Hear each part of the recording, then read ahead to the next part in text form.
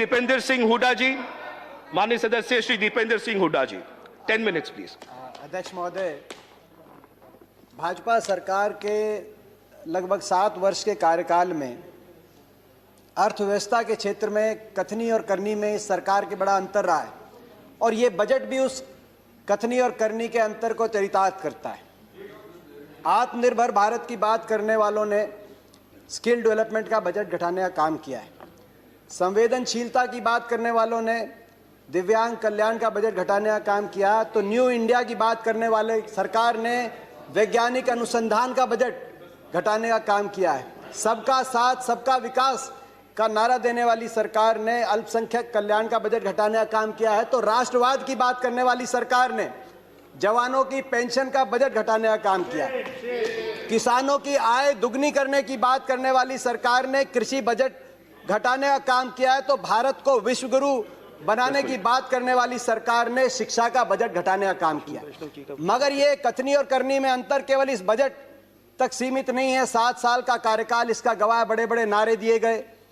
नारा था कि 2 करोड़ रोजगार हर साल देंगे, 14 करोड़ मिल जाने चाहिए थे 7 साल में। मगर यही सरकार है जिसके कार्यकाल में पिछले साल 70 साल में सबसे अधिक बेरोजगारी के दर को सरकारी आंकड़ों के माध्यम से NSSO के सर्वे ने दिखाने का काम किया। मगर 70 साल का केवल अकलौता बेरोजगारी का रिकॉर्ड नहीं तोड़ा।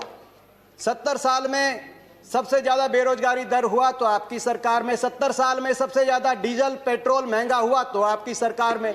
70 साल में डीजल पेट्रोल पे सबसे ज्यादा टैक्स लिया गया, पेट्रोल जीवी सरकार है, तो आपकी सरकार में। 70 साल में रुपया डॉलर के मुकाबले में सबसे नीचे गिरा, सबसे रुपया सस्ता हुआ तो आपकी सरकार में। 70 साल में NPA के माध्यम से बैंक का कर्जा सबसे ज्यादा डूबा गया तो आपकी सरकार में। और 70 साल में गरीब अमीर के बीच में अंतर सबसे ज्यादा बढ़ा तो आपकी सरकार में। 1% सबसे अमीर व्यक्तियों के पास 73% संपत्ति। केवल कोरोना काल में 11 सबसे अमीर जो हिंदुस्तानी हैं उनकी संपत्ति में 13 लाख करोड़ का इजाफा।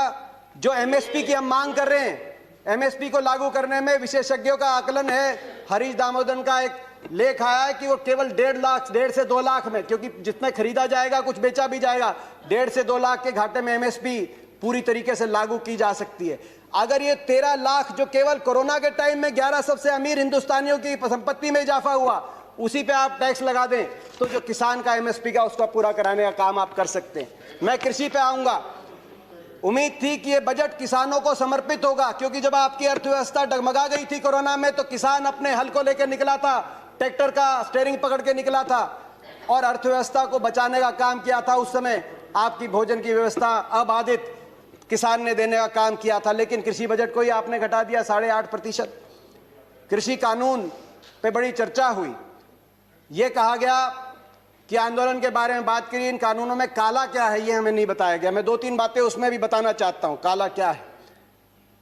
आपने कहा 11 राउंड बातचीत की हुई, किसान संगठनों ने कुछ काला नहीं बताया। नजरिए का फर्क है। आप इसको बड़े व्यवसायी के प्रॉफिट मार्जिन के नजरिए से देखते हैं या आप इसको किसान के जीवन मरण जीविका के नजरिए से देखते हैं। कहा गया कि बिन मांगे दिया गया, और बिन मांगे बहुत से कानून दिए गए थे। बाल कानून बिन मांगे दिया गया था, दहेज कानून, ट्रिपल तलाक बिन मांगे, कई बार अच्छे कानून बिन मांगे भी दिए जाते हैं। फर्क है उनमें और इसमें फर्क है। उनमें जिस वर्ग के लिए दिया गया वो वर्ग संघर्ष और आंदोलन के रास्ते पे नहीं आया। बाल कानून लागू हुआ तो दिल्ली को बच्चों ने नहीं घेरा बाल कानून वापस लिया जाए। दहेज का कानून आया तो महिलाएं धरने पे नहीं बैठी कि हमें दहेज देना है। मगर यहां जिस वर्ग के लिए आपने दिया वो वर्ग आज आपके दरवाजे पे आया, दिल्ली के आसपास लाखों की तादाद में बैठा है। आपने कहा मंडियां, अनुराग जी ने कहा मंडियां खत्म नहीं हुई। सही बात है, मंडी, इसमें कोई प्रावधान नहीं मंडी समाप्त करने का। 2 मंडियां बन गई हैं, एक निजी मंडी जिसमें टैक्स नहीं लगेगा और एक सरकारी मंडी जिसमें टैक्स लगता है। 2 मंडी, एक देश एक विधान, एक देश एक संविधान, एक देश एक निशान, एक देश एक चुनाव, एक देश एक मार्केट। तो एक देश 2 मंडियां क्यों? किसान ही क्यों मिला आपको? एक मंडी। और ये जो टैक्स आप कह रहे टैक्स मुक्त कर दिया, टैक्स कौन देता है? खरीदार देता है इन मंडियों में टैक्स, किसान नहीं देता। पंजाब में 6.5%, हरियाणा में 4% और सरकार को देता है। हरियाणा पंजाब का ग्रामीण इंफ्रास्ट्रक्चर अच्छा क्यों है? हर गांव में अच्छी सड़कें क्यों हैं? क्योंकि ये जो टैक्स जाता है ग्रामीण इंफ्रास्ट्रक्चर और इन मंडियों के और किसानों के विकास के लिए इस टैक्स का इस्तेमाल होता है, इसीलिए आज पंजाब हरियाणा सबसे आगे। फिर बात आई कि एमएसपी खत्म। प्रधानमंत्री जी ने कहा एमएसपी थी, है और रहेगी। ठाकुर जी ने भी कहा कि कोई है किसमें दम जो बताए कि एमएसपी चली जाएगी। सही बात है, एमएसपी थी, है और रहेगी, मगर क्या एमएसपी सभी किसानों को मिलेगी और सभी फसलों पे मिलेगी? प्रश्न इस बात का उठता है। आप में दम है खड़े होकर आप कह दें कि एमएसपी मिलेगी हर किसान को देश में? आज भी शांता कुमार कमेटी बताती है कि मात्र 6% से 16% तक किसानों को एमएसपी मिलती है। बाकी देश में बहुत से ऐसे प्रदेश है जहां पे एमएसपी नहीं मिलती। आपको चाहिए तो यह था जो पंजाब हरियाणा पश्चिमी उत्तर प्रदेश में एमएसपी मिलती है वही एमएसपी बिहार में मिले, जहां धान 800 रुपए 1000 रुपए में जा रहा है, 1800 रुपए में हमारे यहां धान मिल रहा है। आपको चाहिए था कि इसको वहां पे लेके जाएं, मगर आप वहां के किसान को की परिस्थिति हमारे यहाँ की करने की बजाय हरियाणा पंजाब के किसान की परिस्थिति उस तरह की करने की तरफ लेके जाएं। प्राइवेट की बात करी कि आप प्राइवेट का खिलाफत कर रहे हैं। प्राइवेट की खिलाफत नहीं कर रहे, प्राइवेट आए, मगर मंडी के अंदर आने से किसने रोका प्राइवेट को? प्राइवेट मंडी के अंदर आए और एमएसपी से ज्यादा में खरीदे। कह रहे हैं बाहर भाव ज्यादा मिलेगा, विकल्प होगा, बाहर ज्यादा मिलेगा, बाहर ज्यादा भाव मिलेगा प्राइवेट में। तो आपको यह कानून बनाने में क्यों आपत्ति है कि अगर एमएसपी से कम का कोई कॉन्ट्रैक्ट होगा तो वो कानूनी बाध्य, उस पर बाध्य होगा। हरियाणा के अंदर 2007 में हमने कॉन्ट्रैक्ट अमेंडमेंट लाए एपीएमसी के अंदर, निजी अलाउ किया निजी कंपनियों को, मगर साथ में कानून लिख दिया कि अगर कॉन्ट्रैक्ट एमएसपी से नीचे किया जाएगा तो गैर कानूनी होगा और कानूनी कार्रवाई होगी जो लोग इस तरह का कॉन्ट्रैक्ट करते हैं। आप कह रहे हैं ज्यादा मिलेगी तो आप कर दीजिए, ये कानूनी प्रावधान देने का आप काम करें। आपने कहा कि एक शरद पवार जी ने चिट्ठी लिखी थी, आपने कहा कि मुख्यमंत्रियों का समय हुड्डा कमेटी ने भी इसकी सिफारिश करी थी कि एपीएम सुधार हो, एपीएमसी एक्ट के अंदर बदलाव हो। मैं बताना चाहता हूं कि हुड्डा कमेटी ने, जिस कमेटी में प्रकाश सिंह बादल जी, ममता बनर्जी जी और नीतीश कुमार जी भी सदस्य थे, उस कमेटी ने क्या सुझाव दिया था इस पे? उन्होंने कहा था कि एपीएमसी में सुधार हो मगर एपीएमसी का विस्तार हो। सबसे पहले मंडी, जिस प्रकार से हरियाणा में हर 10 किलोमीटर में मंडी हमने स्थापित करी थी अपनी सरकार में, पूरे देश के अंदर हर 10 किलोमीटर में मंडी बने।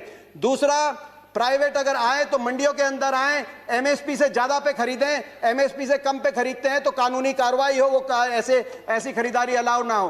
तीसरा, एमएसपी की कैलकुलेशन C2 के आधार पे हो, A2 कॉस्ट नहीं, C2 खर्चे के आधार पे एमएसपी कास्ट हो, जो आज किसानों की सबसे बड़ी मांग है। चौथा, एमएसपी जो चौथे उसमें कहा कि कर्जे का जो दर है वो no discussions please, no cross talk, no cross talk, no cross talk. किसी और की बात रिकॉर्ड पे नहीं जा रही है। दीपेंद्र जी कंटिन्यू। ये सिफारिश थी। मैं एक और बात कहना चाहता हूं। एक बात आई कि ओपन मार्केट, फ्री मार्केट अच्छी है। फ्री मार्केट हर चीज के लिए अच्छी नहीं है। मार्केट, अनियंत्रित मार्केट, किसान को आप अमेरिका का उदाहरण उठा के देखिए। अमेरिका में 1/4 लोग कृषि से जुड़े हुए थे आज से 50-60 साल पहले। फ्री मार्केट लेके आए, आज मात्र 1% अमेरिका की जनसंख्या कृषि पे आधारित है। क्या एक कंसेप्ट आया फ्री मार्केट के बाद? गेट बिग और गेट आउट। छोटा किसान सरवाइव नहीं कर पाया बड़े बड़े धन्नाडों के आगे, बड़े बड़े कॉर्पोरेट प्लेयर्स के आगे। आज अमेरिका के अंदर 450 एकड़ की जोत वाला एवरेज किसान के पास, हिंदुस्तान की तो है किसान की एवरेज जोत आज मात्र 1.7 एकड़ है। हमारी तो 50% आबादी कृषि क्षेत्र पर निमंत्रित है। ये कैसा मुकाबला करेंगे बड़े कॉर्पोरेट्स का? गेट बिग और गेट आउट, ये गेट आउट होंगे तो कहां जाएंगे? क्या हमारी अर्थव्यवस्था अमेरिका की तरह? मैं आखिर में अपनी बातें कहते हुए अपनी बात कंक्लूड करना चाहता हूं।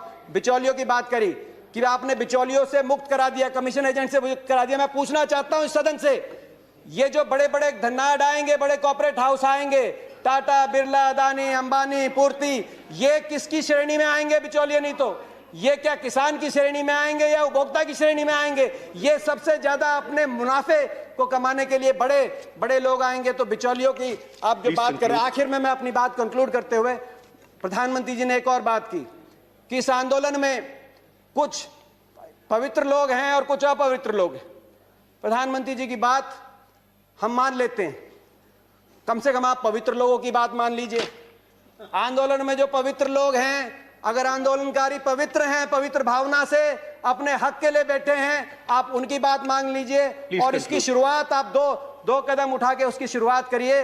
आप तुरंत, मैं मांग करता हूं बातचीत के दरवाजे को, कि आप भागे थे 11वें राउंड में बातचीत से, 12वीं बातचीत के दरवाजे खोलें।